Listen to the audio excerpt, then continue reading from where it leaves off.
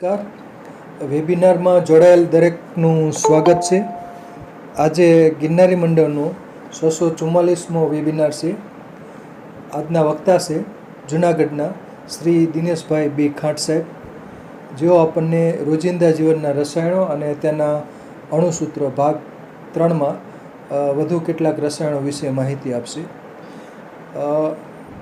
શ્રી દિનેશભાઈ બી ખાંટ સાહેબનો ટૂંકમાં પરિચય આપી દઉં છું. ખાંટ સાહેબે બીએસસી કેમેસ્ટ્રી કરેલ છે, ડિપ્લોમા યોગ એન્ડ નેચરોપેથી આયુર્વેદ જામનગર યુનિવર્સિટીમાં કરેલ છે અને રિસર્ચ આસિસ્ટન્ટ તરીકે તેઓ નિવૃત્ત થયેલ છે. 1980થી 1985 સુધી વિવિધ ઇન્ડસ્ટ્રીઝમાં, વિવિધ ઉદ્યોગોમાં, જેમ કે oil industries, metal industries, food industries, agriculture industries, આવી બધી વિવિધ ઇન્ડસ્ટ્રીમાં એમણે કામ કરેલ છે. 1985થી 2015 સુધી ગુજરાત આયુર્વેદ યુનિવર્સિટી જામનગરમાં એમડી, પીએચડી, ડી ફાર્મ, બી ફાર્મ, એમ ફાર્મ વગેરેના વિદ્યાર્થીઓને ભણાવવા, એટલે કે ટીચિંગ કાર્ય, પ્રેક્ટિકલ કાર્ય અને થીસીસ માટે સંશોધન એટલે એનાલિસિસનું કાર્ય એમણે ગુજરાત આયુર્વેદ યુનિવર્સિટી જામનગર ખાતે કરેલ છે. અને આ પછી 1904થી 19 સુધી નેસ્લેમાં મેગી ને બધામાં સલાહકાર તરીકે પણ કાર્યરત હતા અને આયુર્વેદ ફાર્માકોપિયા બનાવવામાં પણ તેમણે સક્રિય ફાળો યોગદાન આપેલ છે.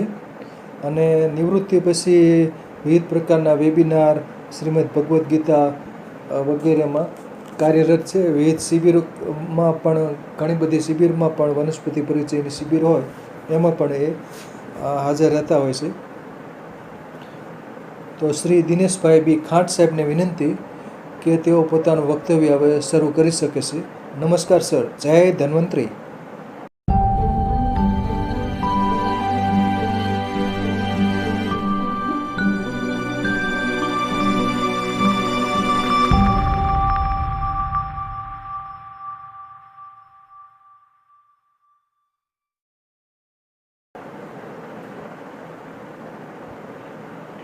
જય ધન્વંતરી. નમસ્કાર સર.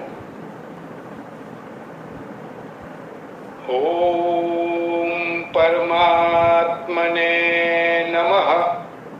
પરમ કૃપાળુ પરમાત્મા માતૃદેવો ભવ, પિતૃદેવો ભવ, ગુરુદેવો ભવને પ્રણામ. ગિરનારી મંડળના સભ્યો, મિત્રો અને સહ અધ્યાયીઓને નમસ્કાર. આજે ગિરનારી મંડળનો 644મો વેબિનાર છે. આ વેબિનારમાં હું દિનેશ બી ખાંટ, જૂનાગઢ, ચાલો સુખને અવસર આપીએ એ અંતર્ગત આયુર્વેદ અને આરોગ્યનો સમન્વય ભાગ 50માં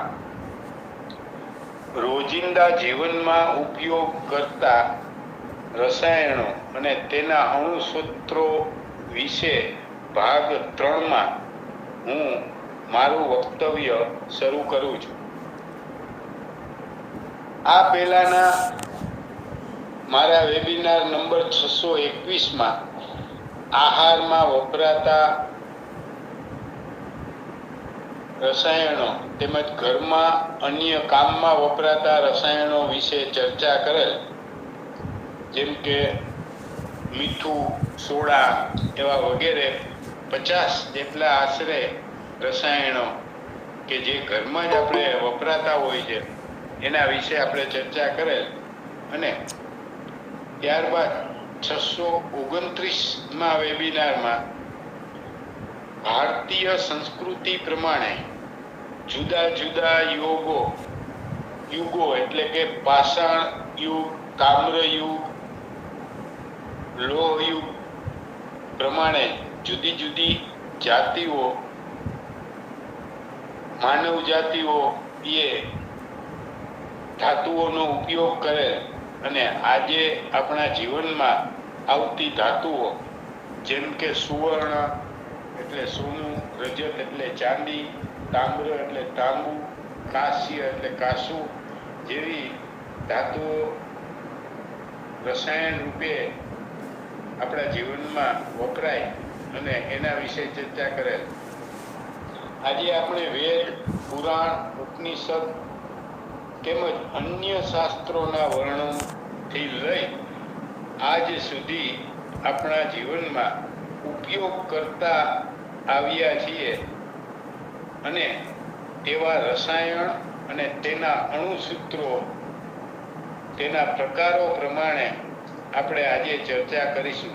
આજે આપણે લોહ તત્વ એટલે કે લોખંડ વિશે સમજીએ.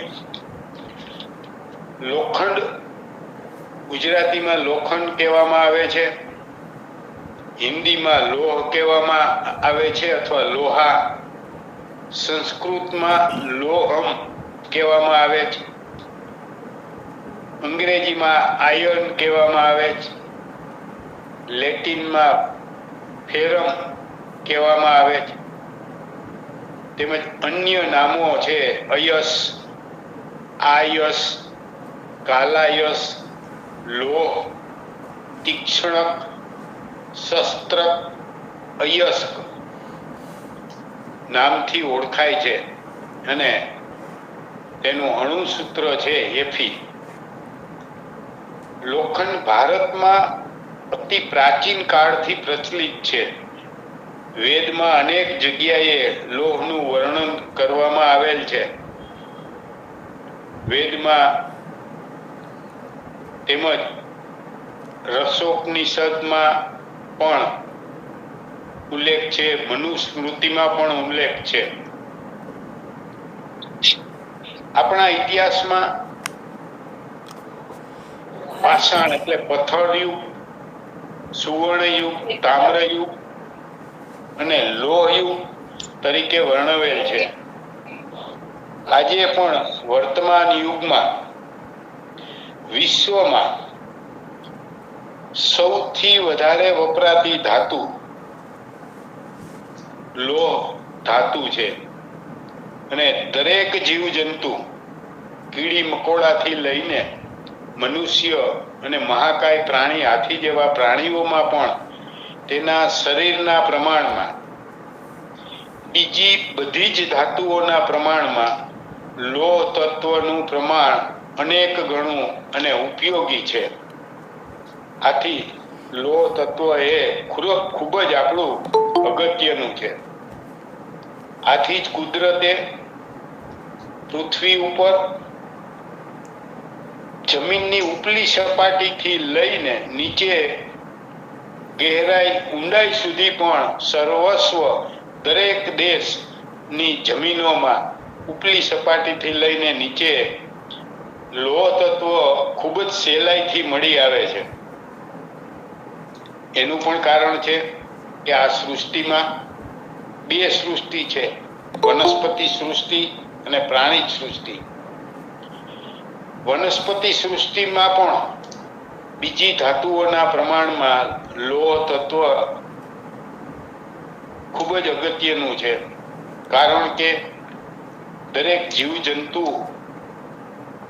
મનુષ્ય પ્રત્યક્ષ કે પરોક્ષ રીતે લોહ તત્વનો ઉપયોગ કરે છે.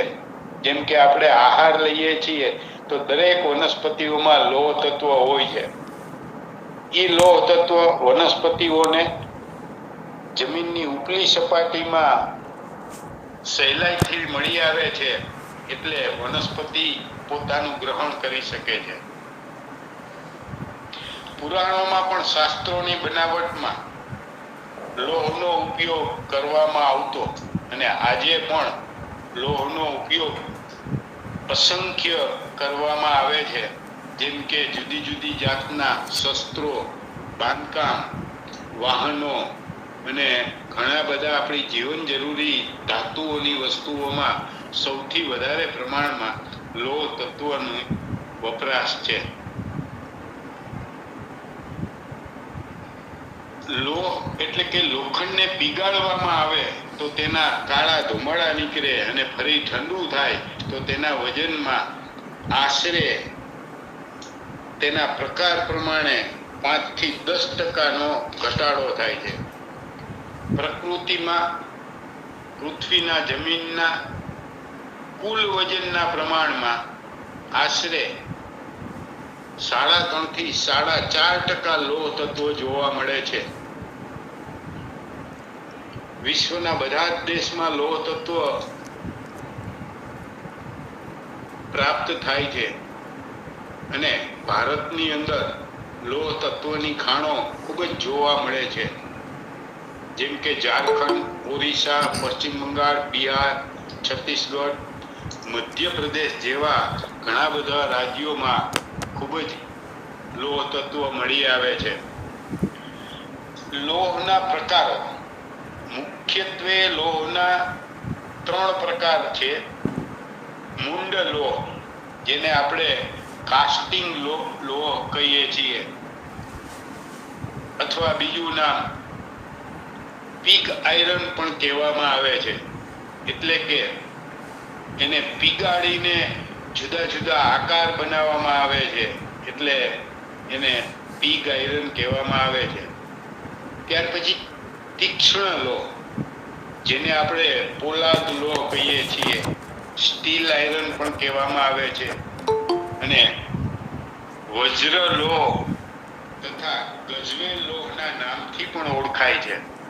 ત્યાર પછી ત્રીજો પ્રકાર છે કાંત લોહ, જે લોહ ચુંબકત્વ ધરાવે છે. મુંડ લોહના પણ 3 પ્રકાર પાડવામાં આવેલ છે. મૃદુ મુંડ લોહ, આ મૃદુ મુંડ લોહને ગરમ કરવાથી જલ્દી પીગળી જાય છે. તેને મોટા હથોડાથી સહેલાઈથી ઘડી શકાય છે, નવો આકાર આપી શકાય છે. ત્યાર પછી કંઠ મુંડ લોહ, મુંડ લોહનો બીજો પ્રકાર. આ કંઠ મુંડ લોહ, જેને ઘડવાની મુશ્કેલી પડે, એટલે કે તેને ગરમ કરી ટીપીને આકાર આપવામાં ખૂબ જ મુશ્કેલી પડે, એટલે આ મધ્યમ પ્રકારનું લોહ ગણવામાં આવે છે. ત્યાર પછી કઠારક મૃદુ લોહ, આ ઘણી જગ્યાએ કડારક મુંડ લોહ થી પણ ઓળખવામાં આવે છે. આ કડારક મુંડ લોહને ઘડવાથી ભાંગી જાય છે, એટલે ભટકનું હોય, ઘણી વખત ઠંડુ હોય તો પણ ભાંગી જાય. આપણે વારંવાર અનુભવેલ છે કે કોઈ વસ્તુ ભાંગી જાય ત્યારે મોટો અવાજ આવે છે, અને ત્યારે આપણે બોલીએ છીએ કડાકો બોલ્યો. આ ભાંગવાના અવાજને, જેને આપણે કડાકો કહીએ છીએ, આ ભાંગી જાય એવું લોઢું છે, એને લોહ છે, એને બટકનું છે, એવા ગુણને હિસાબે એને કડારક લોહ નામ આપવામાં આવેલ છે. મુંડ લોહમાંથી ખરોલ એટલે લોખંડની ખાંડણી, લુહારની એરણ, લોખંડની બે વસ્તુને જોડવા માટે બંનેમાં કાણા પાડી તે કાણામાં રિવેટ લગાવવામાં આવે છે, કે જે રિવેટ ટીપીને કરવામાં આવે છે. અને ખાસ કરીને આ રિવેટનો સૌથી વધારે ઉપયોગ રેલવેની અંદર કરવામાં આવે છે. તો આ રિવેટ જે બનાવવામાં આવે છે એ મુંડ લોહ માંથી બનાવવામાં આવે છે. ત્યાર પછી તીક્ષ્ણ લોહ. તીક્ષ્ણ ધાર શબ્દ આપણે ઘણીવાર વાપરીએ છીએ, તો આ તીક્ષ્ણ લોહમાંથી તલવાર, અસ્ત્રા, કરવત, ચપ્પુ, છરી, પછી લોખંડને ઘસવા માટે જે ફાઈલ એને કાનસ કહીએ એ, ઘડિયાળની કમાનો, રમકડાની ચાવીવાળા રમકડાની કમાનો, તેમજ હથિયારો બનાવવામાં તીક્ષ્ણ લોહોનો ઉપયોગ વધારે થાય છે. કાંત લોહ, આ કાંત લોહ ચુંબકીય લોહ છે. આ કાંત લોહનો ઉપયોગ સૌથી વધારે સ્પીકર ની અંદર જે મેગ્નેટ હોય એમાં ઉપયોગ થાય છે. જ્યાં જ્યાં સ્પીકર હોય જેમ કે રેડિયો, ટીવી, મોબાઈલ, અવાજ, સંગીત વાળા રમકડા, આ બધાની અંદર ચુંબકીય લોહ એટલે કે કાંત લોહનો ઉપયોગ થાય છે. તેમજ ઘણી બધી મશીનરીઓમાં પણ કાંત લોહનો ઉપયોગ થાય છે કે કોઈ વસ્તુ હોય એની અંદર લોખંડના ટુકડાઓ હોય, ખાદ્ય પદાર્થોમાં લોહ તત્વને જુદું પાડવા માટે આ ચુંબકથી જુદું પાડવામાં આવે છે. કાંત લોહ બીજા બધા જ લોહના પ્રમાણમાં ખૂબ જ અદ્ભુત છે.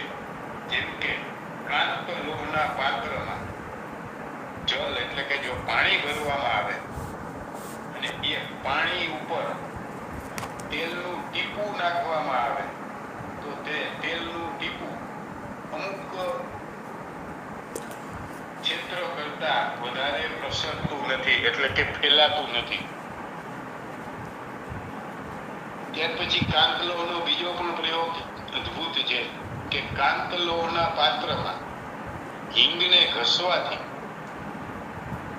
થોડી વાર પછી હિંગની ગંધ આવતી નથી અથવા ખૂબ જ નહીવત આવે છે. કાંત લોહ નો ત્રીજો પ્રયોગ છે કે કડવા લીમડાની લુગદી બનાવવામાં આવે ચટણી જેવું અને એને ઘસવાથી પછી એને ચાખવામાં આવે તો લીમડાની કડવાશ ઘણી બધી ઓછી થઈ જાય છે. આ કાંત લોહ છે એના અદ્ભુત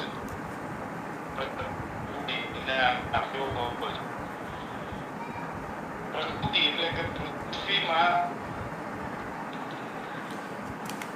ઘણા બધા લોહના પ્રકારો નીકળે છે.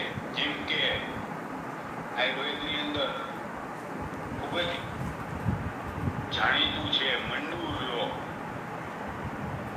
પણ આ મંડૂર લોહ પરોક્ષ રીતે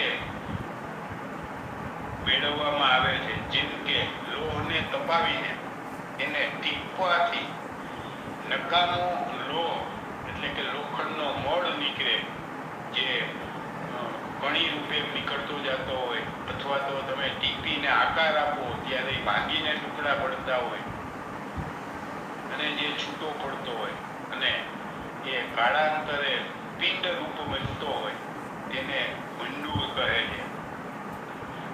મંડૂરને મુંડ કીટ પણ કહેવામાં આવે છે કારણ કે મુંડ લોહનો એક પ્રકાર છે.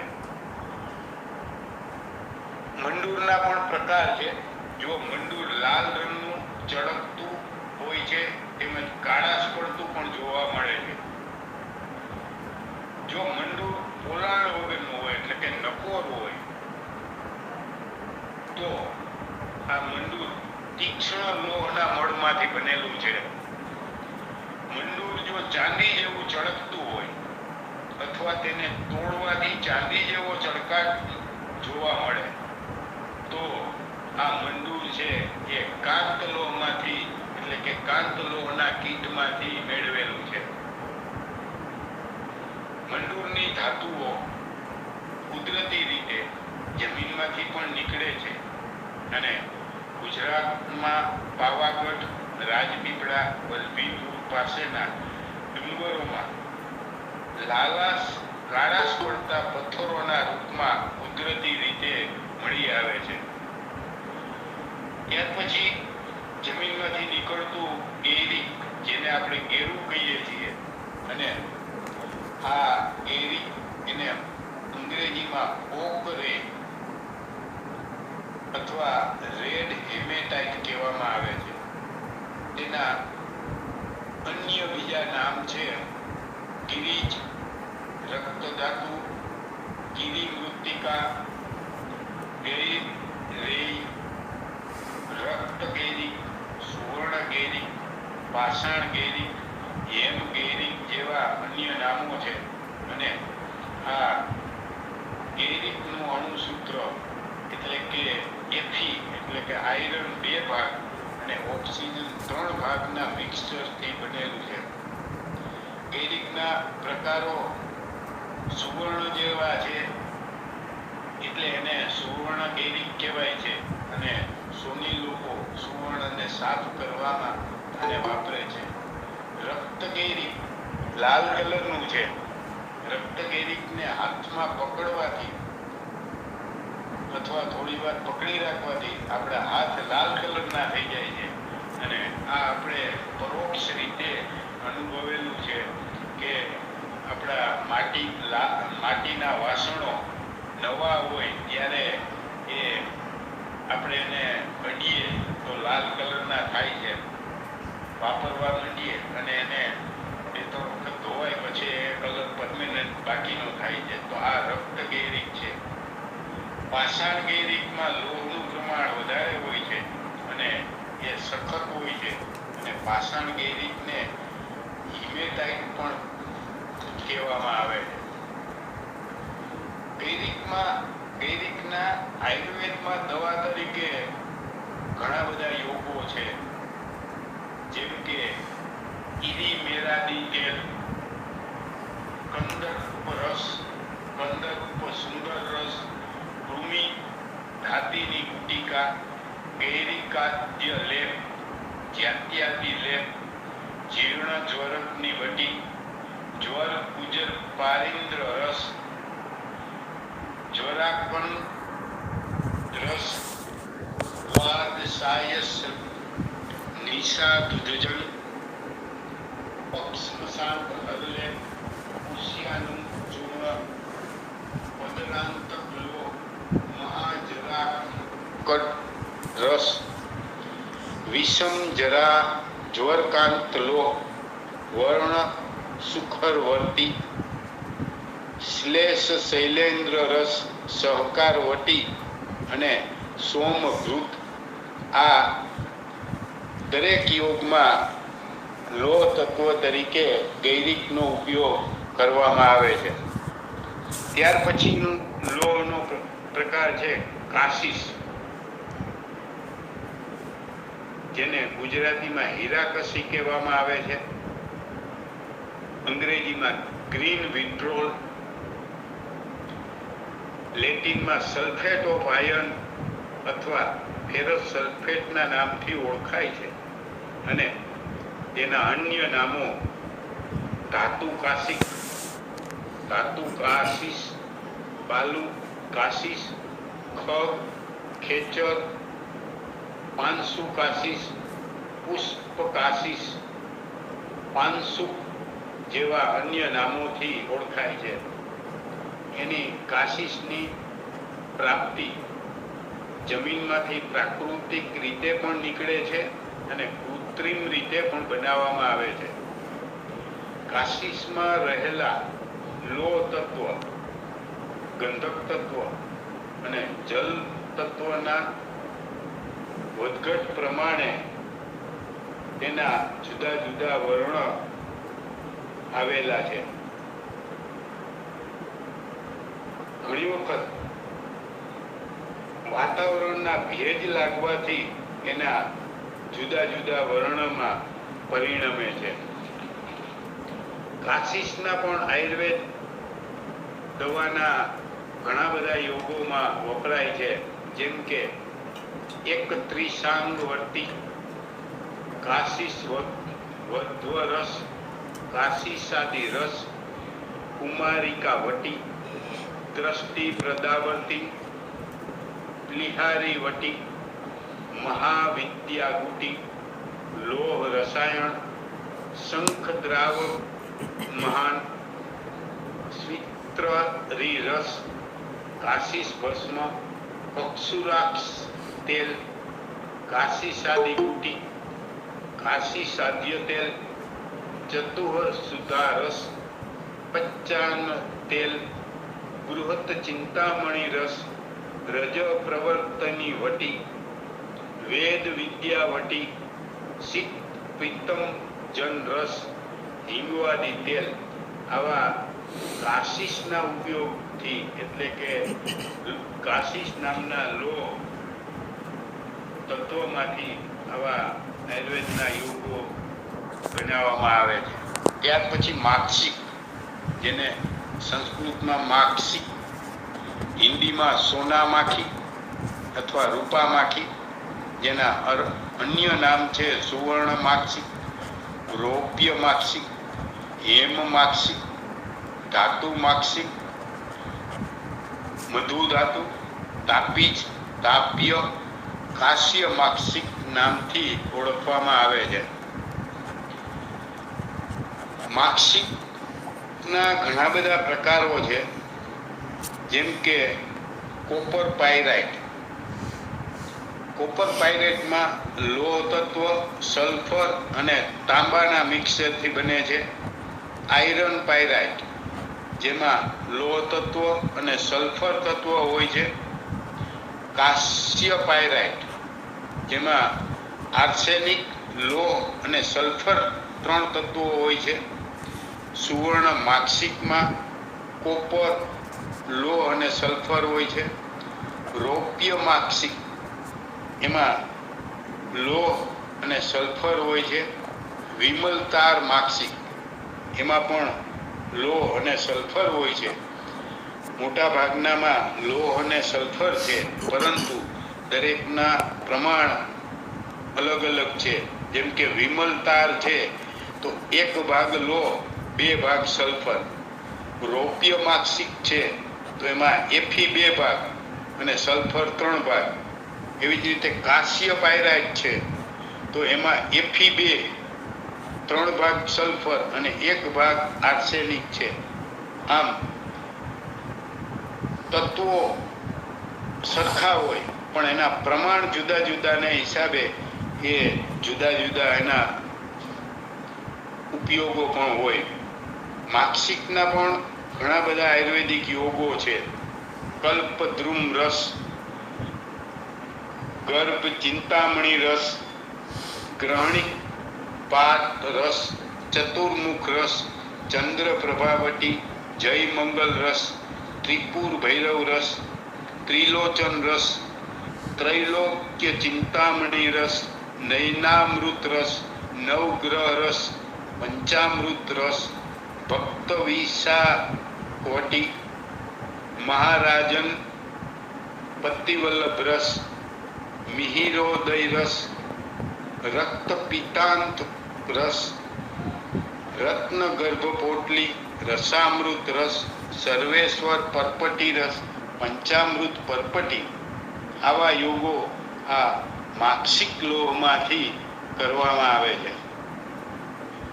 ત્યારબાદ લોહ ભસ્મના આયુર્વેદિક દવાના માટેના યોગો અન્ય છે. કુસુમાયુ રસ, ક્ષય કેસરી રસ, ક્ષય સંહાર રસ, મદન સંજીવની રસ, શીઘ્ર પ્રભાવટી રસ, નવરત્ન રાગ, મુક્તાંક રસ, અગ્નિકુમાર રસ, કાંચનાભ્ર રસ, ધાત્રી લોહ, નવયસ લોહ, નૈનામૃત લોહ, પદરાંતક લોહ, મૃત્યુંજય લોહ, યકૃત લિહારી લોહ, લોહ પ્રપતિ, વરુણાગ લોહ, વાતકંટક રોગ, વાત રક્તાની રસ, સપ્તામૃત લોહ જેવા અનેક લોહના પ્રકારો છે. આ ઉપરાંત લોહના ઓક્સાઇડ એટલે કે લોખંડ અને ઓક્સિજન, ત્યાર પછી એના કાર્બોનેટ જેમ કે કાર્બન, ઓક્સિજન અને લોહ તત્વનું કોમ્બિનેશન. સલ્ફેટ હોય જેમ કે હીરાકસી છે તો ફેરસ સલ્ફેટનું રૂપ હોય. પછી અમુક હાઇડ્રોક્સાઇડ હોય જેમ કે ફેરિક હાઇડ્રોક્સાઇડ, તો એમાં OH ગ્રુપ હોય છે. ત્યાર પછી સિલિકેટ એટલે આપણે જે રેતીમાંથી સિલિકા હોય છે એ સિલિકાનું પણ એક કોમ્બિનેશન જોવા મળે છે. ત્યાર પછી લાલ હિમેટાઇટ, મેગ્નેટાઇટ, આ લોહ તત્વના ઓક્સાઇડ રૂપ છે. ત્યાર પછી રાખોડી કલરના હિમેટાઇટ, જેને લિમોનાઇટ કહેવામાં આવે છે, એ લોહ તત્વના ઓક્સાઇડ અને હાઇડ્રોક્સાઇડ છે. સિડેરાઇટ કે જે લોહ તત્વનું કાર્બોનેટ ફોર્મ છે, FeCO3, અને ફેરસ સિલિકેટ એટલે FeSiO2, આવા જુદા જુદા લોહ તત્વો સાથેના બીજા તત્વોના સંયોજનોથી જુદા જુદા રૂપ જોવા મળે છે.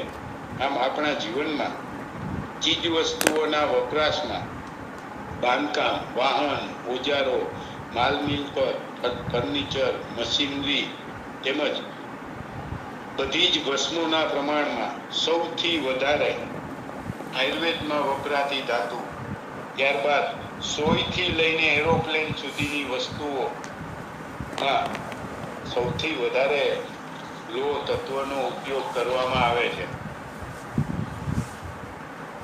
આ જીવનની દેહ ધાર્મિક ક્રિયા, જેમ કે કોઈ પણ વનસ્પતિ શેવાળથી લઈ મહાકાય વૃક્ષો નું મુખ્ય તત્વ ક્લોરોફિલ છે, અને કોઈ પણ પ્રાણી કીડી મકોડાથી લઈ મહાકાય હાથી જેવા પ્રાણીઓના શરીરમાં હિમોગ્લોબિન, આ બંનેની અંદર ક્લોરોફિલ અને હિમોગ્લોબિન માં મુખ્ય તત્વ આયરનની જરૂર પડે છે. આ બંનેની અંદર બીજા કોઈ પણ ધાતુ તત્વોના પ્રમાણમાં અનેક ગણું જરૂરી પણ છે. એટલે જ કુદરતે જમીનની ઉપલી સપાટીથી લઈ અને અંદરની સપાટી સુધી સર્વસ્વ લોહ તત્વ ખૂબ જ સરળતાથી મળી રહે એવી ગોઠવણ કરેલ છે. આ બાબતે આપણે ઈશ્વરનો આભાર માનીએ, પ્રાર્થના કરીએ.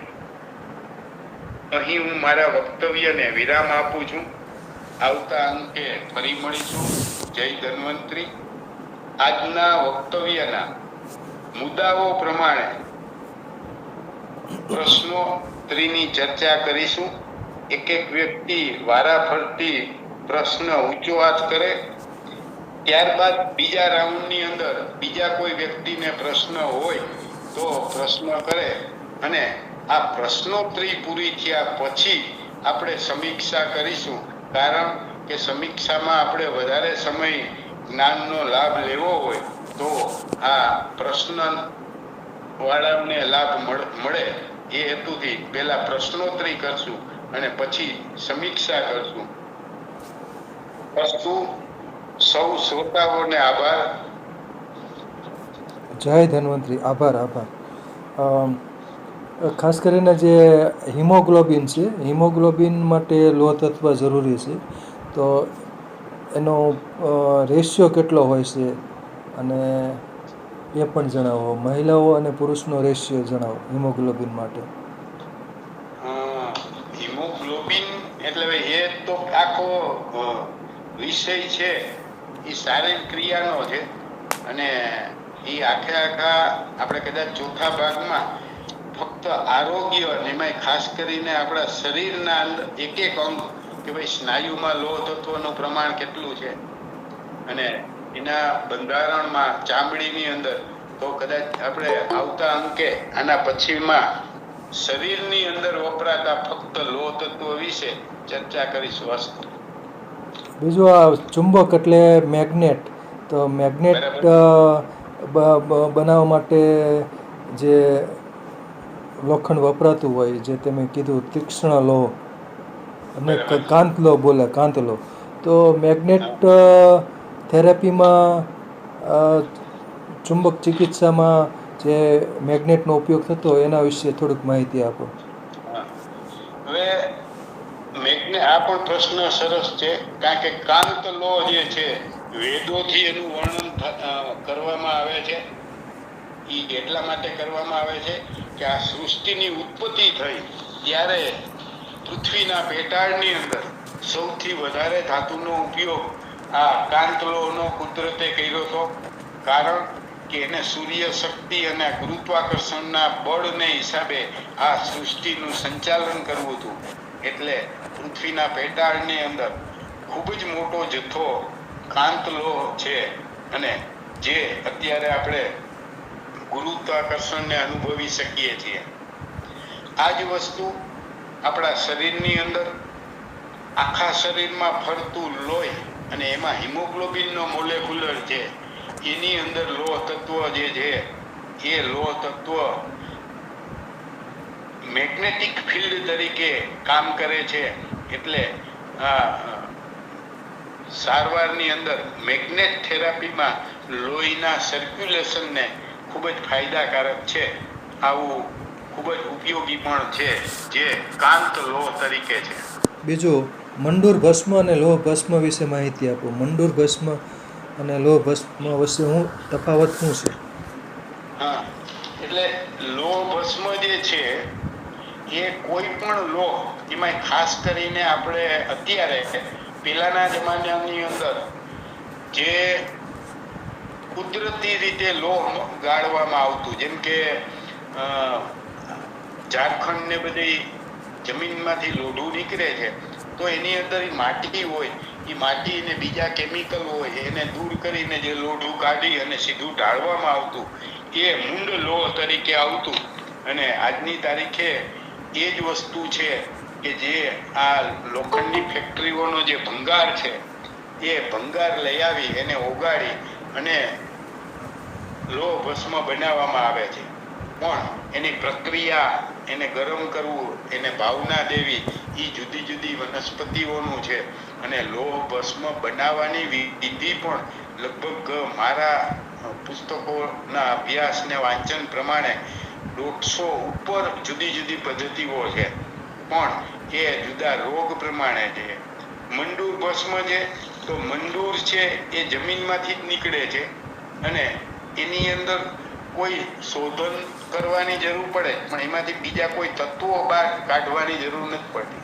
જેમ કે આપણે જામનગર જિલ્લામાં કલ્યાણપુર તાલુકામાં બોક્સાઇટ નીકળે છે, જેની અંદર 60-70% વધારે નહીતર એવરેજ 35-40% એલ્યુમિનિયમ હોય છે. બાકીનું લોહ તત્વ હોય છે.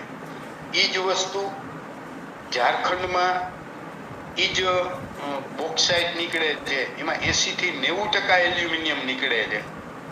અને એ એલ્યુમિનિયમ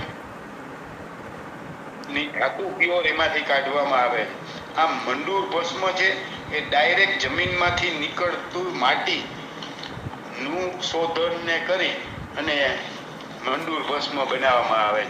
બીજું આ પુનર્નવાદી મંડૂર ને એ બધું પુનર્નવા મંડૂર ને બધું એ ખાસ કરીને જે પાંડુ રોગ હોય, એનિમિયા હોય, હિમોગ્લોબિનનું પ્રમાણ ઓછું હોય અને એનેમિયા કહેવામાં આવે છે, તો એમાં અપાતી હોય છે. બીજું આ લોખંડનો કાટ, એને શું કહેવામાં આવે છે? લોખંડના કાટને શું કહેશે? એ ફેરિક ઓક્સાઇડ Fe2O3 અથવા Fe3O4 એવું ઓક્સિડેશન, કારણ કે લોહ તત્વની 2 વેલેન્સી છે, 2 અને 3. એટલે 2 ભાગ લોખંડ અને 3 ભાગ ઓક્સિજન, અથવા 3 ભાગ લોખંડ અને 4 ભાગ ઓક્સિજન ના કોમ્બિનેશન થી લોખંડ બનતું હોય. પણ જે આપણે જોયું કે મૂંડ લોહ છે એમાં કાટ ઓછું લાગે છે. એટલે આપણે અત્યારે જે લોખંડ આપણે ખરલ વાપરીએ છીએ, પછી આ એરણ વાપરીએ છીએ, હથોડી વાપરીએ છીએ, એને તમે ઘરમાં રાખો તો બહુ કાટ લાગતો નથી, સિવાય કે બહાર હોય ને વરસાદ હોય તો. પણ જે લોખંડને કાટ લાગે છે એના 2 કારણ છે. એક તો એ પાતળું હોય ઘણી વાર તો કાટ લાગે. આજે તમે હથોડી છે એનું પતરું બનાવી નાખો તો સરફેસ એરિયા વધારે મળે એટલે કાટ લાગે, પડતર હોય તો કાટ લાગે. એટલે આ 2 ઓક્સાઇડ આપને હોય. અને કોઈ કટાઈ ગયેલા પતરા હોય એને તમે આમ કપડેથી ઘસીને પાવડર કરો તો તમારા હાથ લાલ થઈ જાય લોખંડ જેવા. એ બધા ઓક્સાઇડ ફોર્મ છે. બરાબર છે. હવે સંજયભાઈ વ્યાસ સાહેબે હાથ ઊંચો કર્યો છે. બોલો સંજય કુમાર વ્યાસ.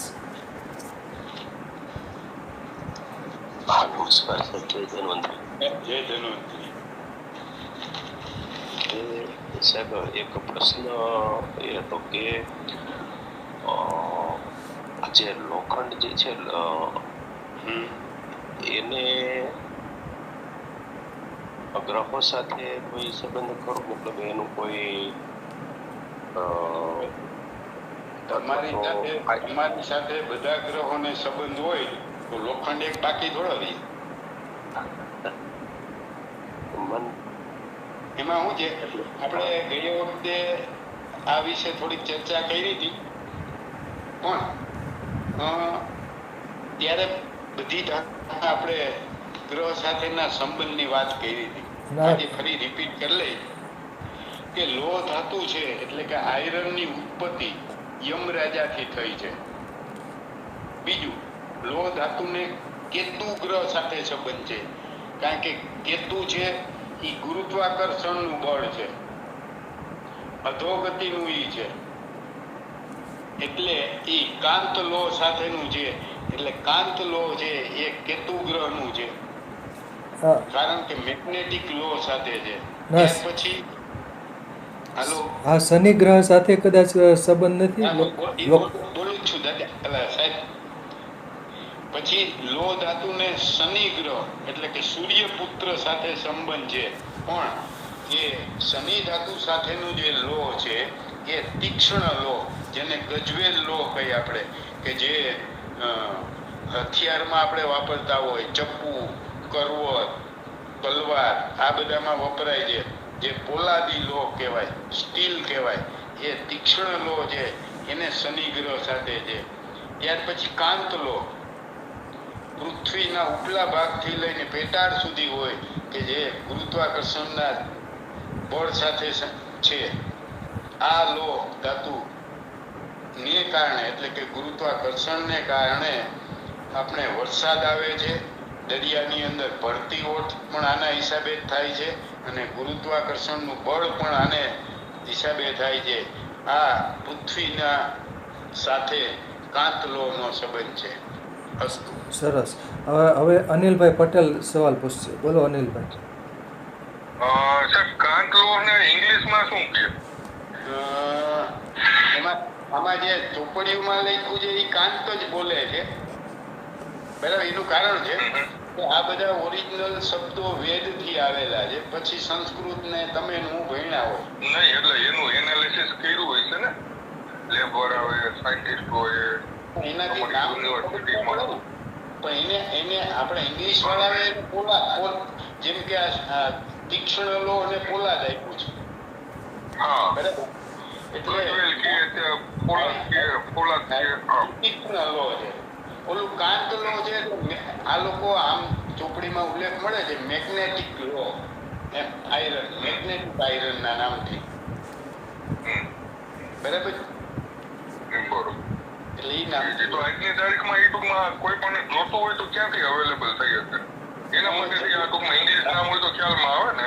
હા, એટલે આમ તો કુદરતી રીતે પણ મળી આવે છે, પણ એ ઊંડેથી ઘણા બધા ખાણોમાં, કોલસાની ખાણોમાં નીચે મળવાની શક્યતા મેગ્નેટ મળે છે.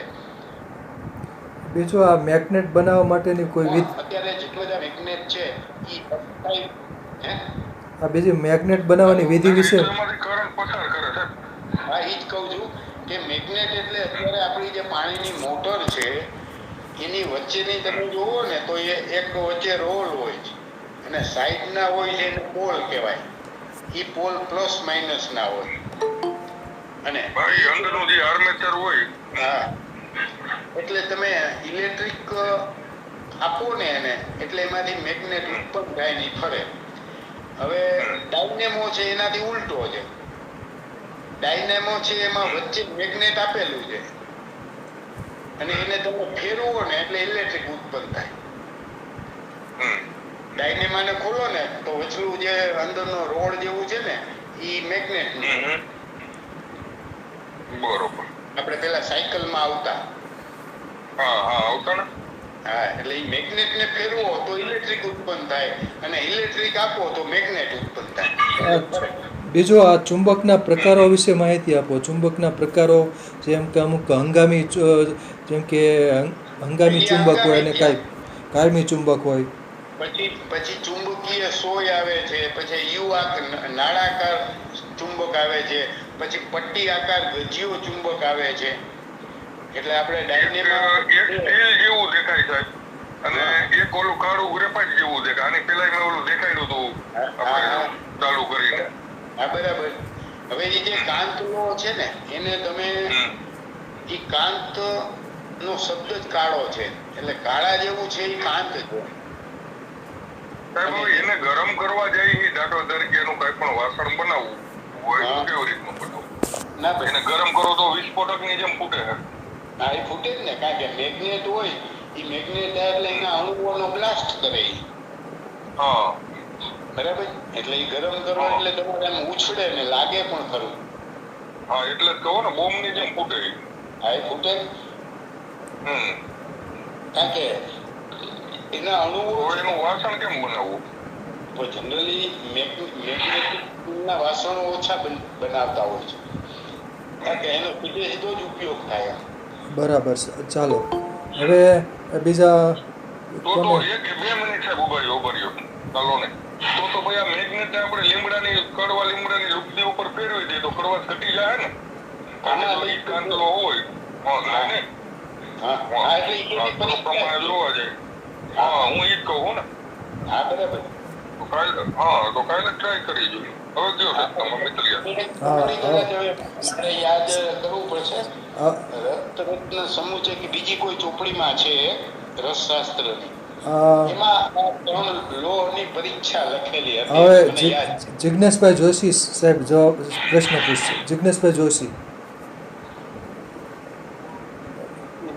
એ આર્યન ઓરની જોડે કાંતલો છે ને એ નેચરલ સ્વરૂપમાં મળે છે, અને આર્યન ઓર છે એની અંદર એ ચોટેલી રહે છે, અને પછી જે લેબોરેટરીમાં આખી અલગ પાડવામાં આવે છે, અને એ નેચરલ ફોર્મમાં ખાન સાહેબે જે કીધું ને બહુ સાચી વાત છે કે બહુ ઊંડેથી મળે છે, પણ નેચરલ ફોર્મમાં પણ લોચુમક મળે છે. બરાબર છે. હવે અશોકભાઈ જાની સાહેબ પ્રશ્ન પૂછશે. જાની સાહેબ, અશોકભાઈ જાની સાહેબ. હા સર. નમસ્તે ખાન સાહેબ. નમસ્તે મહાદેવ. એમ કહેવામાં આવે છે કે લોખંડી પુરુષ, તો એ કયું લોખંડ? તમે ઓલા આપણે સમુદ્ર મંથન સુધી સમુદ્રમાં તળિયે ચક્કર મારી આવો ને અમને પાછા એમ કહો ત્યાં જઈને જોઈ આવો, એમ કઈક જોવા જેવું છે. હવે એને તો હું છે એ હું કહેવાય જે એને જ ફોલાદ કહેવાય સાહેબ. મારી સમજણ પ્રમાણે કહું તો એને જ ફોલાદ કહેવાય. ના લોખંડી પુરુષ કીધું ને બરાબર, એટલે આપણે સરદાર પટેલ ને લોખંડી પુરુષ ગણવામાં આવે, એટલે એ ઘણા બધા કોયડાને ઉકેલી કે ને એને લોખંડી પુરુષ કહી શકાય. કાંઈ વાંધો નહીં. આપણે ગમે એવી વિટમણા આવે, ગમે એવી આપતું આવે તો એમાં ડગે નહીં, એવા માણસને લોખંડી પુરુષ કહેવાય. અનિલભાઈ બરાબર છે. આપણે એને બસ આપણે જાણીએ છીએ એટલું એને સમજાવી દઈ. બરાબર. હવે બીજા પુરુષની જે વાત છે, હાલો આનો જવાબ આપી દઉં. લોખંડી પુરુષ એટલે સાહેબે નામ તો આપ્યા, પણ એના મુખ્ય 3 ગુણ છે.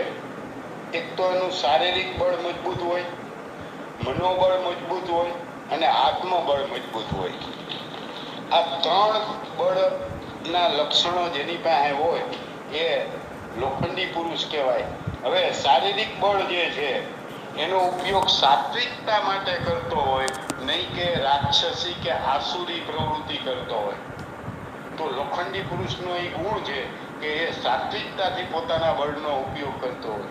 અને આના માટે ગીતાજીના અધ્યાય 3 અને 15મો શ્લોક છે. અન્નાદ ભવતી ભૂતાની, કે બધા પ્રાણીઓ અન્નથી ઉત્પન્ન થાય. પર્જન્યાદ અન્ન સંભવ, એટલે વરસાદથી અન્ન ઉત્પન્ન થાય. યજ્ઞાદ ભવતી પર્જન્યો, યજ્ઞથી વરસાદ થાય. અને બ્રહ્મ અક્ષર સમુદ્રમ એટલે અવિનાશી પરમાત્માથી આ બધુંય થાય.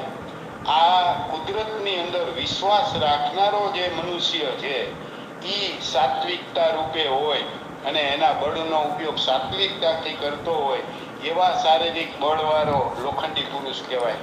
ત્યાર પછી માનસિક બળ જેના સદગુણ છે તો એ છે ગીતાજી અધ્યાય 1 શ્લોક 27 અને 28. અર્જુન જ્યારે લડાઈ કરવાની ના પાડે છે અને એની માનસિકતા નબળી થઈ જાય છે ત્યારે આ કૃષ્ણ અને અર્જુનનો સંવાદ છે.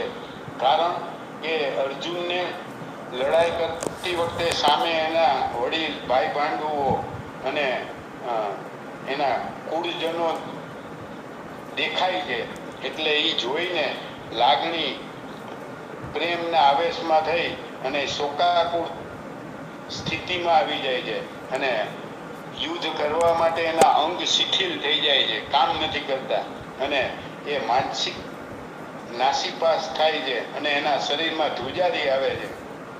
આવે વખતે ભગવાન શ્રી કૃષ્ણ એને અધ્યાય 2 શ્લોક 2 અને 3 કહે છે કે કૃતસ સત્વા કસ્યલમિ ઇદમ વિશે સમુદ્ર સ્થિતમ એટલે તારા જેવો સુરવીર આ સમયે આવો મોહ ક્યાંથી આવે.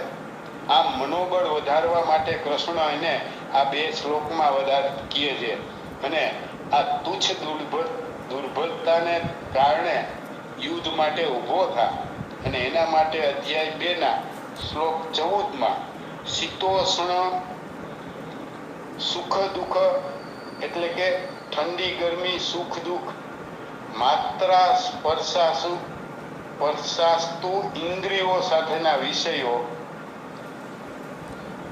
એટલે કે આ દુનિયાની અંદર ઠંડી ગરમી સુખ દુઃખ અને આ ઇન્દ્રિયોના નાશ વિનાશની સહન શક્તિ હોય એને મનોબળ મજબૂત હોય અને કૃષ્ણ આનું મનોબળ મજબૂત કરે છે. આવા મજબૂત થયેલા મનોબળ વાળા જે ઈ માનસિક બળ વધારે હોય અને ઈ લોખંડી પુરુષની લાક્ષણિકતા છે. અને ત્રીજું આધ્યાત્મિક એટલે કે આત્મબળ વધારે હોય એના માટે પણ ગીતાજીમાં સરસ કીધું છે.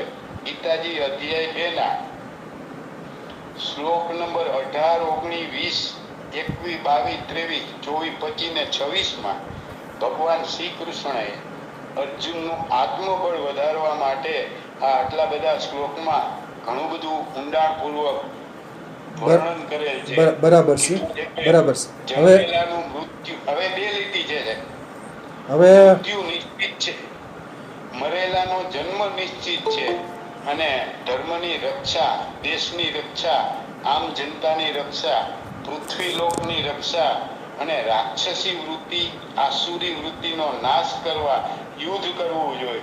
અને આપણે આપણા સરહદ પરના સૈનિકોને સલામ કરીએ કે મોતની બીક રાખ્યા વગર અને આજે આપણે આરામથી અહીંયા બેઠા છીએ અને એ રાત દિવસ ધર્મની રક્ષા, દેશની રક્ષા, આમ જનતાની રક્ષા અને મૃત્યુના ભય વગર એ સરહદ ઉપર તાજ તડકો ચોમાસામાં બેઠા છે એને કોટી કોટી વંદન. હવે રમજુભા સરવિયા સાહેબ પ્રશ્ન પૂછશે. બોલો રમજુભા સરવિયા સાહેબ.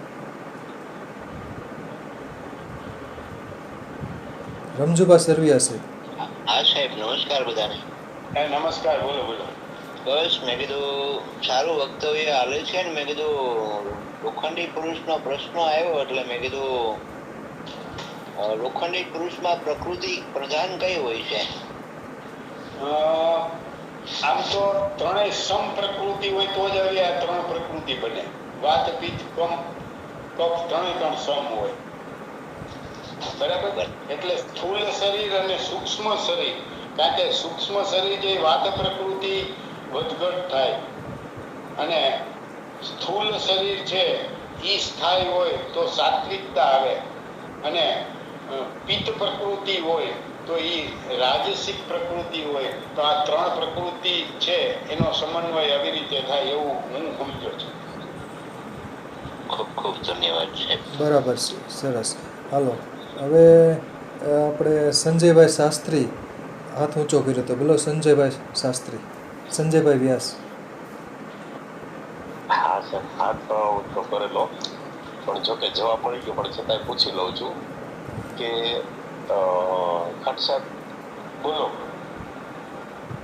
લોખંડ જે છે એને મન સાથે શું સંબંધ છે એ મારે જાણવું હતું, પણ તમે થોડી વાત કરી, થોડો જવાબ મળ્યો છે, છતાંય વધારે પ્રકાશ પાડો તો વધારે સારું.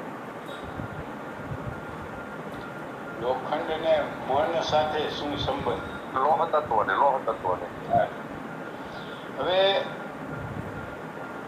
લોહ તત્વ છે, પણ તમારી જે ઇન્દ્રિયો ઉપરનો જે કાબુ છે એ પંચ મહાભૂત સાથે સંબંધ છે. બરાબર. હવે લોહ તત્વ છે એ પૃથ્વી તત્વ છે અને મૂલાધાર ચક્ર સાથે સંબંધ છે. તો જેનું મૂલાધાર ચક્ર સ્થિર હોય એનું મન સ્થિર થવાની શક્યતા વધારે છે. ત્યાર પછી વાયુ તત્વ. તો જ્યારે લોખંડને બાળવામાં આવે અને એના અણુ અને પરમાણુઓ હોય એ કેટલા સ્થાયી રહે છે, તો એ વાયુ તત્વને કંટ્રોલ કરે છે, એટલે મનને ડિસ્ટર્બ ઓછું કરે છે. અને આમે આપણે જ્યારે ચંદ્ર નાડી અને સૂર્ય નાડીનો પ્રભાવ જ્યારે હોય ત્યારે સૂર્ય નાડી છે ત્યારે એના પહેલવેલા નાડી તંત્રની અંદર પેલી 20 મિનિટ સુધી જે પૃથ્વી તત્વ ચાલે છે એમાં એ મૂલાધાર ચક્ર માટે છે, અને 20 મિનિટનો સમય મૂલાધાર ચક્રના સંપર્ક માટે છે, અને એમાં લોહ તત્વ મુખ્ય છે. બીજું આપણે જે હરસ હોય છે એમાં કાશીદાદી તેલ વપરાતું હોય છે, કાશી, બરાબર. અને ખાસ કરીને લોહ તત્વવાળી જે દવા લીધી હોય તો એને કબજિયાત થતી હોય છે, તો એનું કારણ શું છે? કબજિયાત, લોહ તત્વવાળી જે દવા લે એટલે એને કબજિયાત થાય. એટલે લોહ ભસ્મ લઈએ તો કબજિયાત થાય એવું? હા. હવે કબજિયાત નો છતાંય આપણે આમાં રિવ્યુ રમજુભાઈનો લઈ, કારણ કે આખો ક્લિનિકલ વધારે છે. હા સાહેબ, લોહ તત્વ મળને બાંધવાનું કામ કરે. બરાબર. એનાથી કબજિયાત થાય એ બરાબર છે. બરાબર. હા, એટલે લોહ ભસ્મની કાંઈ પણ લોહ તત્વની દવા આપવી હોય તો એની હારે રેશિયો આપવી પડે. બરાબર. હા. ઓકે, આભાર રમજુભાઈ. સરસ સરસ. હાલો હવે વિનોદભાઈ ઠક્કર સાહેબને કંઈક પૂછવું હોય અથવા તો અભિપ્રાય જણાવે. વિનોદભાઈ ઠક્કર સાહેબ, વૈદ્યશ્રી વિનોદભાઈ ઠક્કર સાહેબ. હું તો એટલો મગ્ન થઈ ગયો, પહેલા તો દિનેશભાઈ સાહેબને આભાર દર્શન કરું. એટલો મગ્ન થઈને હું સાંભળતો હતો, અને પછી બે ક્રિયા ઉપર, શરીર ઉપર લોહ અને એની અસર, એની બધી વાતો થવા માંડી. વિષય એટલો ઝીણવટ ભર્યો સાહેબે જે રીતે રજૂ કર્યો, ગેરી, બરાબર, પાક્ષિક, કાશિશ, વિવિધ પ્રકારના લોહના સ્વરૂપ, આપણી શરીર રચનામાં લોહ તત્વનું, જેમ સાહેબે બહુ માર્મિક રીતે કીધું કે પૃથ્વીના ઉપરના સ્તરથી માંડી અને નીચેના સ્તર સુધી લોહ છે. આપણા શરીરમાં પણ લોહ તત્વ સૌથી પ્રધાન કાર્ય ધરાવે છે. સૌથી પહેલો આપણે જે રિપોર્ટ કરાવીએ છીએ એમાં હેમોગ્લોબિનની સાથે લોહ આયર્નના તત્વો જોવામાં આવે છે. એટલે આ એક એવું પ્રમાણ છે કે, અને છેલ્લે હમણાં જે વાત નીકળી, શરીરને લોહ સાથે આયર્ન કાન ફ્લોની વાત કરી, એનામાં એક વિદ્યુત ચુંબકીય તત્વનું પ્રભુત્વ હોય છે. આપણા શરીરમાં પણ જો આયર્નનું પ્રમાણ બરાબર હોય તો શરીરના તમામ અંગોની અંદર કાર્ય ચુંબકીય રીતે એટલે શરીરમાંથી વિષ દ્રવ્યોને બહાર ખેંચી લઈ જવાનું કામ પણ એ ચુંબકીય રીતે કરી શકે છે અને પોષણ આપવાનું કામ પણ ચુંબકીય રીતે તત્વોને સાથે લઈને પહોંચાડે છે. આ આયર્નની લોહ તત્વની જે વાત અને છેલ્લે જે કબજિયાતની વાત નીકળી, કબજિયાત થવું એ એનું લક્ષણ છે, પણ ખાસ ક્યાં બને છે? જેના શરીરમાં અમુક પ્રકારના ડેફિશિયન્સી હોય અને એમાંય આયર્ન ડેફિશિયન્સી હોય ત્યારે એને કબજિયાતની અસર વિશિષ્ટ જોવા મળે છે. બાકી જો આયર્ન પૂરતા પ્રમાણમાં શરીરમાં હોય તો કબજિયાતના લક્ષણ અલ્પ જોવા મળે. બીજા રોગોમાં આયર્ન અમુક રોગોમાં આપવું પણ અનિવાર્ય હોય છે, એ પણ એક ચિકિત્સકીય સિદ્ધાંત છે, પણ એની ચર્ચા ન કરતા આયર્નનું શરીર માટે અને સૃષ્ટિ માટે બહુ પ્રાધાન્ય છે. પુનઃ ખાટ સાહેબનો આભાર માની વિરામ લઈશ. અસ્તુ. સરસ સરસ. આભાર વૈદ્ય શ્રી વિનોદભાઈ ઠક્કર સાહેબનો. આભાર શ્રી દિનેશભાઈ ખાટ સાહેબનો. સરસ.